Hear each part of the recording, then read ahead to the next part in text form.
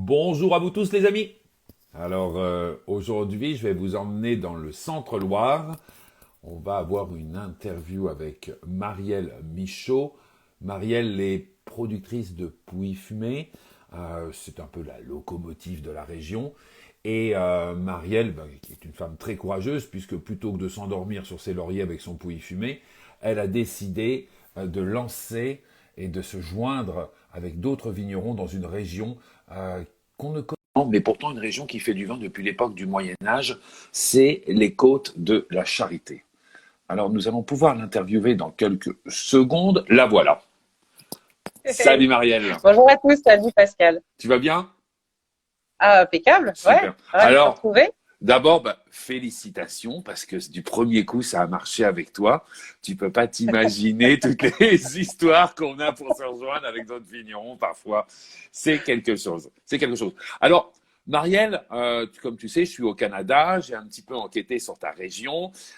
C'est une région que tu as décidé de remettre sur la carte, si je comprends bien, puisque cette région-là a été un petit peu oubliée pendant quelques années.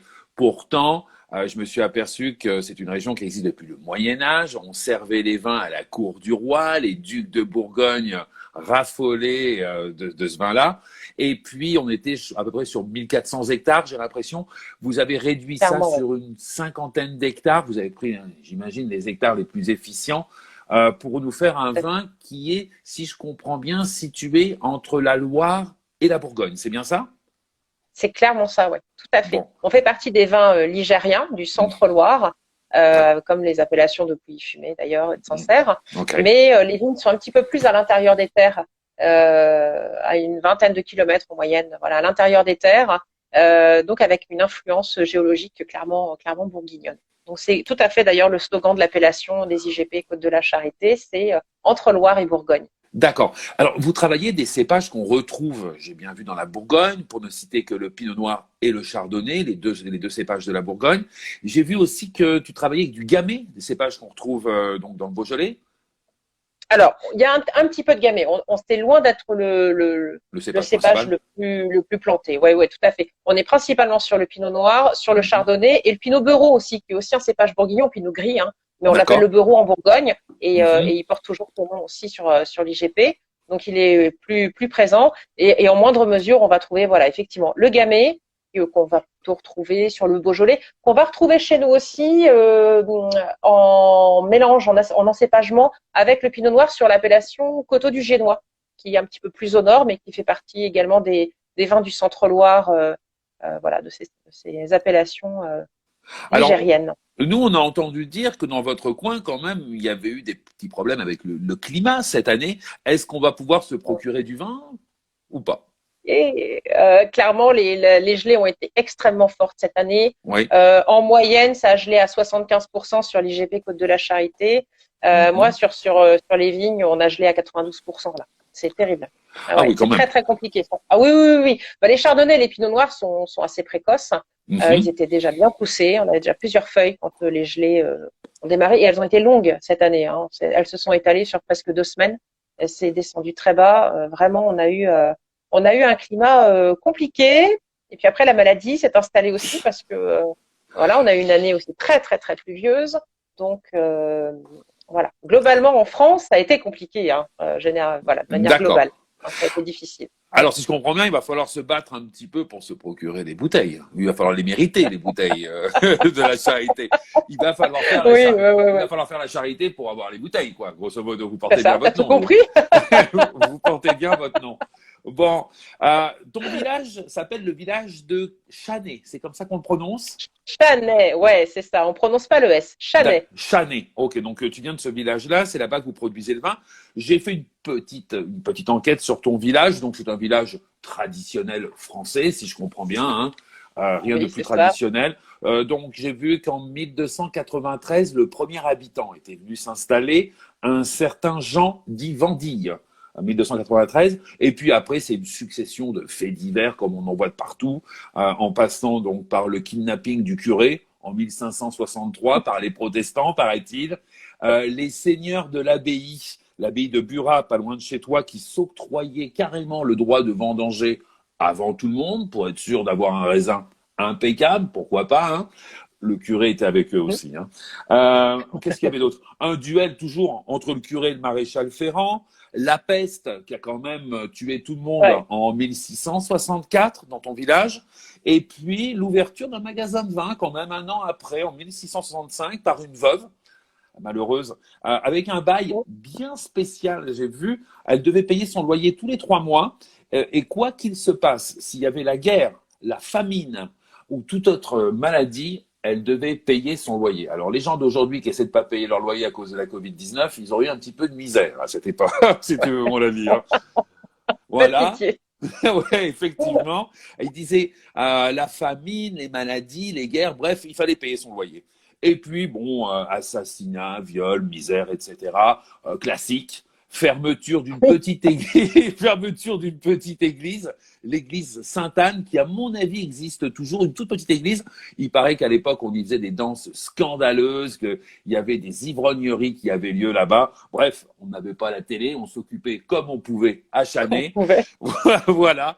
Mais les vins étaient déjà super connus. Les vins étaient très connus grâce à 2 abbayes. Alors, pour ne citer que la fameuse abbaye de Bourras dont je t'ai parlé, où les gars vendangeaient avant tout le monde, et puis la grosse, la Charité, l'abbaye de la Charité, qui était vraiment je crois que c'était la 2e plus grosse église de France. Hein, elle faisait partie de Cluny, des Bourguignons, si ma mémoire est bonne, c'est ça.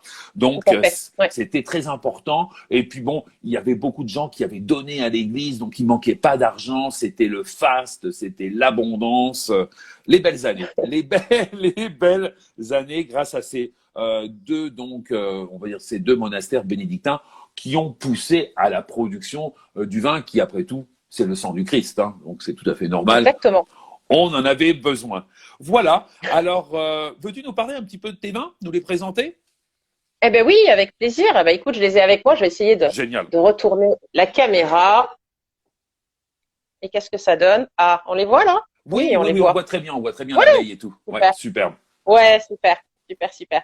Alors, donc nous, on a un tout petit domaine qui s'appelle donc le domaine du Val de Bargis. Donc les vignes et la cave sont à Chanay. Alors, Val de Bargis, c'est en fait le Val de Bargis, il cumule 3 communes, dont Chanay, Nanay et Châteauneuf-Val de Bargis. Donc d'où le nom du domaine. Et on a un tout petit domaine qui fait 1 hectare 65 exactement, qui est en conversion bio et biodynamie depuis sa création en 2019. Voilà, on a repris des vignes qui étaient déjà en exploitation, mais de manière conventionnelle. Donc, dès la reprise des vignes, on a lancé la transition, si tu veux. Et donc, voilà, on a des étiquettes pour les vins tranquilles qui sont très colorées et qui représentent tout simplement les insectes qui nous ont accompagnés depuis le début sur notre domaine et qu'on a retrouvé, voilà, qu'on retrouve régulièrement tout au long de la saison. Donc, la libellule qu'on va retrouver sur le vin blanc, sur le chardonnay, qui est travaillé comme un vin orange. Hein. On est sur un chardonnay de macération. De plusieurs jours. Ah, d'où la couleur, parce que oui, j'ai vu sur Facebook, vous avez des vins qui étaient un petit peu des vins oranges. Je comprends mieux maintenant. Okay. Oui, sur le chardonnay, ouais, tout à fait. Ouais. Ensuite, on va retrouver l'étiquette rose pour le rosé, qui s'appelle les abeilles, qui était le surnom donné à la parcelle d'ailleurs, et elle portait bien son nom. La preuve, c'est que vraiment on avait des abeilles, des bourdons, enfin voilà, une belle biodiversité. On va retrouver la menthe religieuse pour les vignes de Rachon. Les vignes de Rachon, c'est tout simplement le nom de la parcelle. Voilà. Et les menthes religieuses nous ont bien accompagnés aussi. On en avait pas mal dans les vignes. Et puis, on va retrouver la libellule pour, de nouveau, les géorgiques. Donc, vignes de Rachon et les géorgiques, l'étiquette bleue, on est là sur des vins rouges. Donc, les vignes de Rachon, 100% cuve, 3 semaines de macération et avec que des remontages. Et puis, les géorgiques, on est vinification en cuve et ensuite élevage 1 an en fût de chêne. Que des fûts de plusieurs vins sur des 228 et des 500 litres. Voilà. Que des fûts d'occasion. De 5 à 6 vins. Voilà. Donc, c'est pas marqué bois, c'est des notes un petit peu fumées et c'est surtout la concentration, si tu veux, qui était recherchée dans l'élevage en fût. Donc, ça, c'est pour la gamme des vins tranquilles. Voilà. Donc, chardonnay et pinot noir. On n'a pas de pinot beurreau. Comment sont perçues les étiquettes par le public? Parce que je sais pas, moi, si je vois ma femme qui m'offre une bouteille avec une menthe religieuse, je me pose des questions, quoi. Peut-être tu verras un signe, je ne sais pas. C'est ça. Eh ben, les étiquettes, on a un super retour, je trouve, sur les étiquettes, déjà par leurs couleurs qui sont très vives, qui sont très colorées. Donc elles attirent l'œil.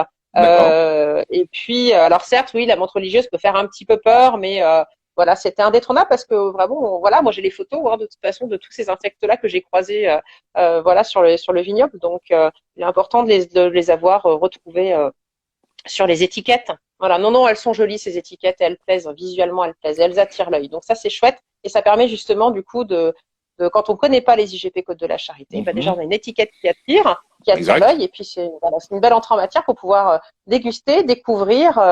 Alors le chardonnay qui est donc travaillé un petit peu différemment que je dirais un chardonnay traditionnel, donc il va lui avoir des notes un petit peu d'abricot, une légère note lactée parce que donc il y a une malo hein, qui est en spontané. Mhm. J'ai pas précisé, on n'est que sur de la vendange manuelle, hein, vendange intégralement manuelle, 100% égrappée. D'accord. Euh, et Et puis donc, en voilà. biodynamie, je pense, hein. Oui, également. Oui, oui, tout C'est à fait. important Depuis de le 2019, préciser. hein, ça va avec la conversion bio, ouais. Tout à fait. Pour, Tout pour à les fait. gens qui nous Donc, regardent, c'est important peut-être de le préciser. C'est pour ça que tu as mis des animaux sur tes étiquettes aussi, puisque en mais fait, oui, oui, il oui. n'y a aucun pesticide qui tue les animaux, et c'est pour ça qu'on peut voir autant d'animaux. C'est un petit peu un petit zoo, quoi. Bah, C'est un c'est un petit clin insectarium. d'œil. Ouais, c'est le respect de la biodiversité. Bon, on reste bien évidemment sur des traitements traditionnels qui sont autorisés en agriculture biologique, hein, donc du Mhm. cuivre et du soufre. Il faut pas oublier que ça reste tout de même toujours, c'est un traitement, c'est jamais anodin, hein, même Non, quand on est en agriculture biologique, même en biodynamie. Voilà, il faut quand même le rappeler. On ne traite jamais par plaisir la vigne. Ça, c'est une évidence. On aimerait, si on pouvait, ne jamais traiter nos vignes, on le ferait avec grand plaisir, mais mhm. c'est pas possible malheureusement. Et Dieu sait que cette année ça a été compliqué en plus avec une Oui, année pluvieuse qu'on l'a eu. Mais voilà, un traitement c'est jamais anodin, ça a forcément toujours un impact. Mais le but c'est quand même de préserver au maximum la faune, la flore, et puis nous-mêmes. Je veux dire, nous quand on traite aussi, on a toujours besoin de se protéger malgré tout, même quand on utilise du cuivre, même quand on utilise du soufre. Donc voilà, il faut préserver au maximum, voilà, la vie quoi, tout simplement. Donc ça c'est oui, le but. puis je pense que c'est bien pour les générations futures parce que quand on voyait dans le temps des gens arriver dans vos vignes avec une tenue d'astronaute, ça m'inquiétait quand même un petit peu, quoi. Alors que Oui, maintenant, alors certes, mais pour autant, c'est pas parce que on traite avec des produits naturels, tu vois, même avec la bouillie bordelaise, je conseille tout le monde qui traite son jardin à la bouillie bordelaise de prendre mhm. des précautions et de pas s'amuser. On va pas s'en faire un bol au petit déjeuner, vois-tu. Donc il faut quand même, voilà, donc un minimum de protection, même pour les jardiniers du dimanche, c'est bien aussi. Il faut malgré tout, voilà, faire attention à ce qu'on utilise. Le Mhm. cuivre est pas anodin. D'ailleurs, il est largement aussi décrié, même au niveau de l'Union européenne. On en réduit les doses constamment. Et si on pouvait un jour trouver une alternative au cuivre, Ce ce serait pas serait mal. super. Pour Ouais. l'instant, ouais, pour l'instant, c'est encore compliqué. On sait que ça s'accumule dans les sols. On sait que voilà, même si on limite quand même les quantités aujourd'hui par rapport à ce que faisaient par exemple nos grands-parents, où les vignes étaient Mhm. bleues. Hein, ça, c'était. Oui, oui, non, mais c'est vrai. On mettait des doses énormes par rapport à ce qu'on utilise aujourd'hui. Il faut pas oublier qu'on est sur des vignobles anciens, qu'on est sur Mhm. des justement avant il n'y avait pas de question de travailler en bio ou quoi que ce soit, Non, non. mais les anciens travaillaient avec la bouillie bordelaise à des doses énormes, et donc c'est les sols comme ça viticoles assez anciens conservent des traces quand même de cuivre très importantes. Mais je Donc pense ça, que c'est ça aussi, il faut faire attention.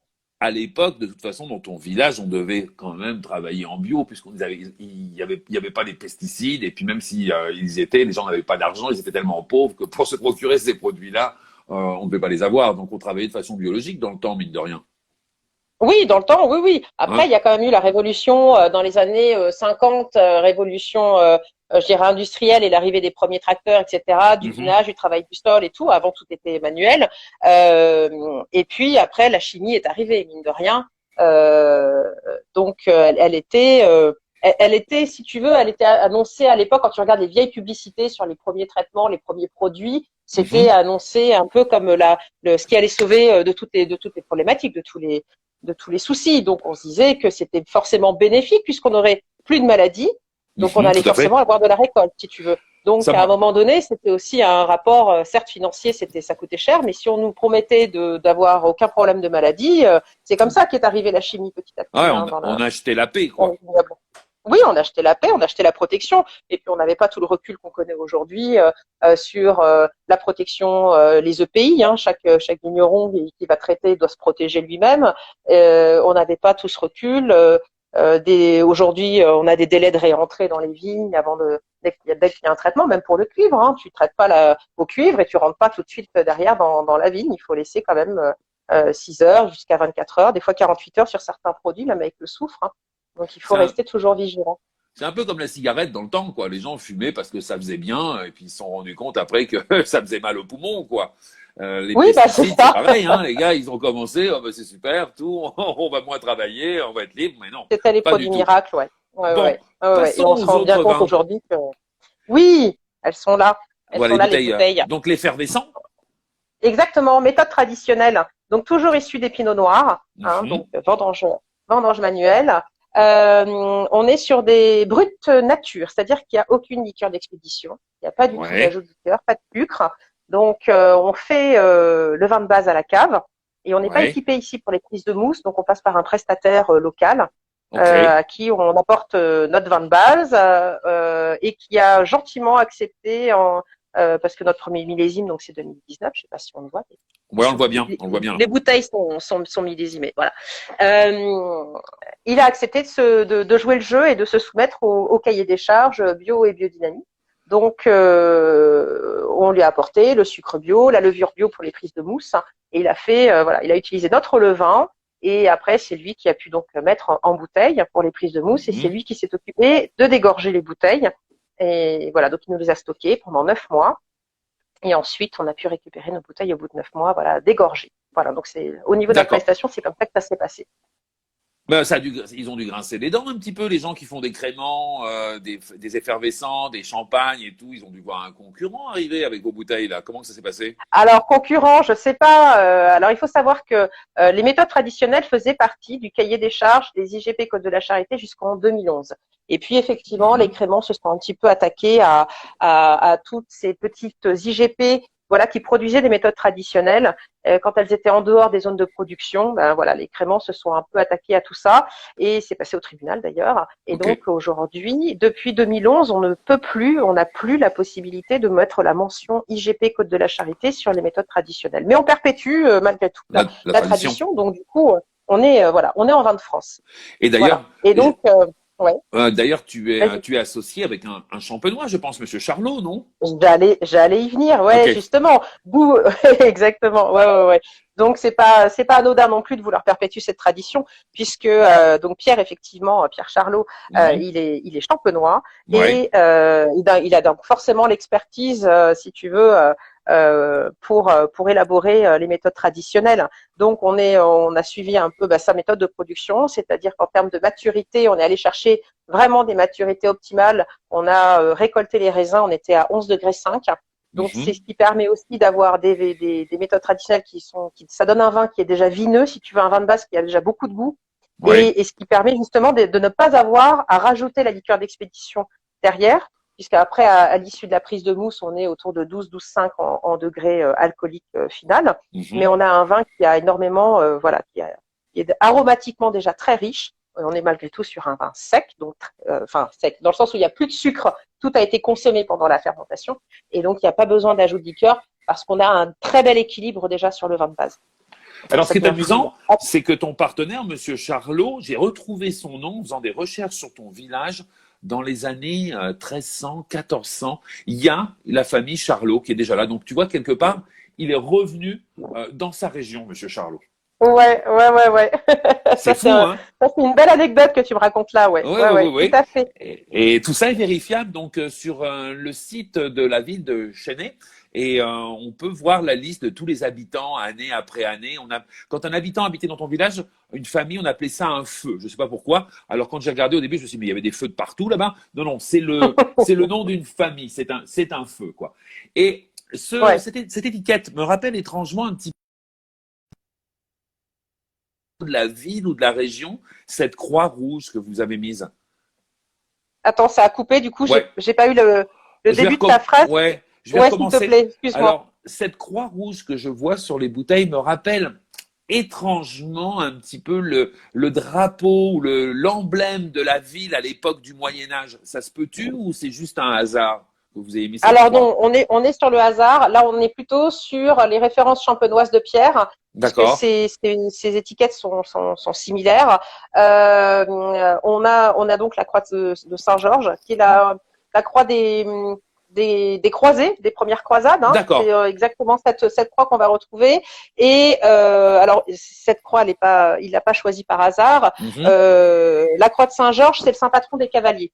Et il était à l'armée. Il a fait quelques années dans l'armée et notamment dans la cavalerie.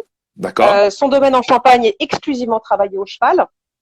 Et son village en Champagne, c'est Châtillon-sur-Marne, où il y a la statue du pape Urbain II qui domine le village. Et c'est le pape Urbain II qui a lancé les premières croisades. Voilà. Donc tu as D'accord. toute l'explication par Ouais, rapport je à cette comprends mieux. croix, On aura l'influence de cette croix. on aura donc l'occasion de faire une émission sur Saint-Georges et puis sur cette croix qui me paraît fort Mhm. intéressante. Alors, est-ce qu'on a fait le tour des vins là pour l'instant? On a fait vraiment, on les a Oui, tous oui, oui, vus? oui, tout à fait. D'accord. Ouais, on les a tous vus. Attends, hop, tu vas retrouver mon minois dans quelques secondes. Voilà, Super. je suis de retour. Donc, donc maintenant, on va retourner un petit peu au personnage et puis à ce village, dans le village de Chênay. Il y a des remparts, j'ai vu, qui sont autour de votre village. Parle-moi un petit peu de ces remparts. Alors les remparts, on les trouve à la Charité-sur-Loire. Mhm. Ouais, ouais, ouais. La Charité qui a un énorme patrimoine du Moyen Âge, hein, qui est encore Ouais, présent, et il y a une super association qui s'est montée pour entretenir les remparts de la Charité, parce que depuis les remparts, on a une vue magnifique ouais. sur le village, sur le prieuré, sur l'église Sainte-Marie et sur la Loire. Alors ça te donne des couchers de soleil à tomber Mhm. et voilà, c'est un vrai plaisir de se balader sur les remparts. Les remparts effectivement ont été pendant quelques temps envahis par le lierre, par plein de choses et donc pendant de nombreuses années on ne pouvait plus y accéder. Et il y a donc une association qui s'est créée, les Amis des Remparts de la Charité, et qui a accueilli aussi pas mal de. Alors il y a des réfugiés qui sont arrivés sur la commune. Ouais. Avant, c'était bien avant l'épisode Covid, hein, Mhm. de différentes régions. La Et Syrie, comme la Syrie, tout ça, j'imagine. la Syrie aussi, certains pays d'Afrique aussi. Ouais, donc vraiment ces personnes-là sont bien évidemment ont fui souvent les drames, la misère, Mhm. tout ce qu'on peut imaginer. Et ces personnes, si tu veux, ont pu intégrer l'association et ont pu être réhabilitées par le travail, pour apprendre déjà des techniques, par exemple de maçonnerie, de reconstruction, etc.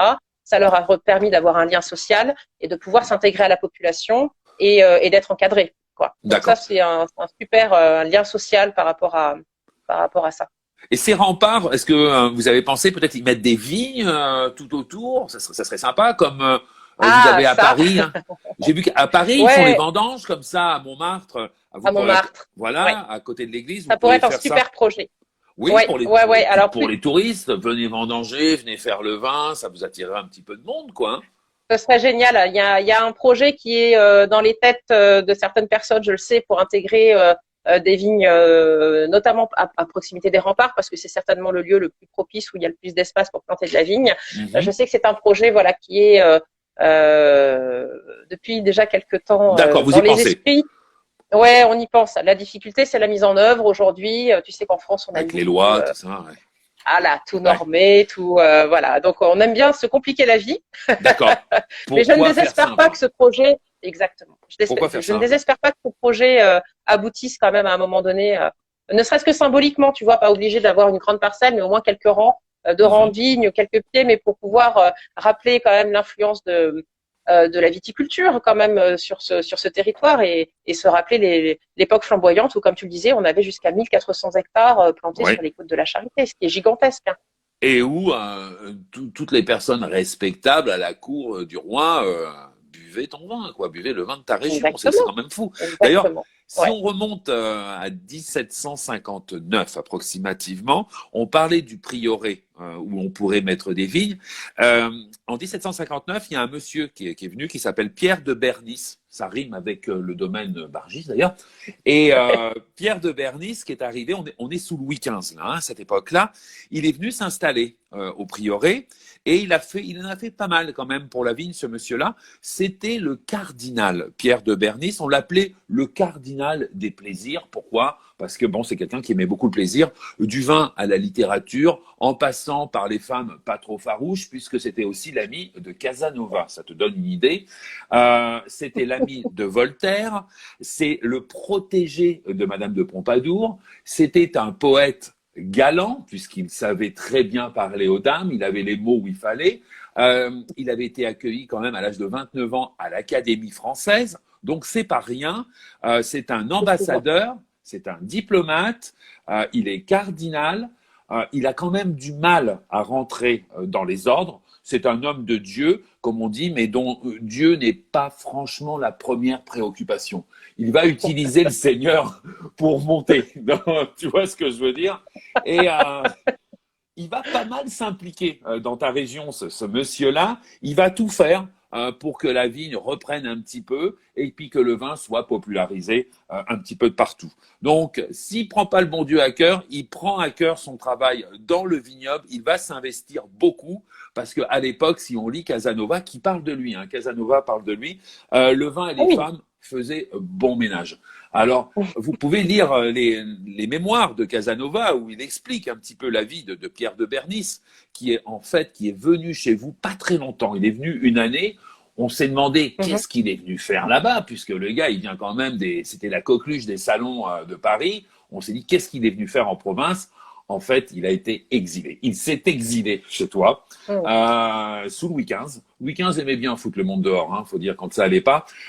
Et en fait, Louis XV l'a envoyé là-bas parce que c'était, figure-toi, le premier conseiller des affaires secrètes. C'était le ministre des Affaires internationales, ce Bernis. Et il y a eu une guerre en France qui s'appelle la guerre de 7 ans. Et Bernis était l'investigateur un petit peu de cette guerre-là, et c'était le seul conseiller du roi. C'était une affaire très très secrète. Et à un moment, quand le roi est en guerre contre l'Angleterre, pour des histoires de territoire du Canada d'ailleurs, d'où je te parle aujourd'hui, voilà, tu vois comme quoi tout remonte. Tout est lié. Ouais, tout est lié au vin et au Canada. Pour qui Lui, il s'est rendu compte, en fait, Bernis, que le roi allait perdre et puis que la France allait perdre. Donc, il a dit la vérité. Il a dit, écoute, Louis XV, ça va mal tourner pour nous. Louis XV n'a pas apprécié. Il l'a envoyé en exil dans ton coin. Et c'est à partir de là qu'il a décidé de se pencher sur la vigne. Et puis, au bout de 2 ans maximum, Louis XV l'a quand même rappelé. Et Louis XV l'a envoyé dans une ambassade en Italie. Et c'est là que de Bernis a représenté la France. De Bernis a fait élire 2 papes, dont Pie VI, un conclave très très long. On parle de 4 mois et demi. Inutile de dire que de la fumée, il y en a eu là qui sortait. 4 mois et demi enfermé dans un conclave. Bernis, il n'en pouvait plus là. Et puis ensuite, Bernis s'est installé dans un palais, le palais Carolis, qui appartenait à des jésuites. Il s'est installé là. Ouais, carrément. Et puis, il appelait ça le pavillon, il appelait ça l'auberge de la France au carrefour de l'Europe. Il a donné des repas, mais fastes. Ce cardinal vivait comme un prince. Et quand il est mort, on a retrouvé 1400 bouteilles dans sa cave, dont, tu te doutes bien, les bouteilles de ta région. Alors, je les ai pas goûtées. Ces bouteilles, mais on les a goûtées. Donc, c'était un philosophe vraiment à qui mériterait, c'était le philosophe du bonheur, qui mériterait, à mon avis, qu'on lui fasse une petite cuvée à son nom pour son passage dans ta région, parce que il savait vivre. Il savait vraiment vivre, cet animal. Vraiment pas mal. Un épicurien. Un épicurien. D'ailleurs, c'était un ami de Voltaire qui l'appelait Babet de la Bouquetière, parce que ses poèmes étaient très fleuris. Et la bouquetière, donc la vendeuse de fleurs, qui s'appelait Babet à l'époque. Donc, c'était un petit peu le surnom qu'on lui avait donné. Madame de Pompadour lui avait octroyé, on va dire, un salaire royal. Il avait son appartement aux Tuileries. Et puis, il pouvait rester aussi pas loin de chez toi, une ville qui s'appelle Vic-sur-Aisne. C'est-tu loin de chez toi, ça, Vic-sur-Aisne? Alors, c'est plus au nord quand même. Ça fait Vic-sur-Aisne, je dirais 250 km, 300 km. D'accord. Bon, vu de chez nous, c'est pas très très loin avec les distances qu'on a. Oui. Mais voilà. À l'époque, par contre, il y avait quelques heures, je pense, de voyage, quelques journées même. Tout à fait. Et puis, c'est un gars qui aimait tellement la vie. Alors, il a écrit de grandes phrases, mais il y en a une qui m'a marqué. Il disait que si je préférais aller au ciel pour le climat, je préférais l'enfer pour ses fréquentations. Ça te donne une idée de l'individu quand même qui, qui est passé chez toi. Voilà un petit peu pour les personnages rocambolesques qui sont passés à Chanay.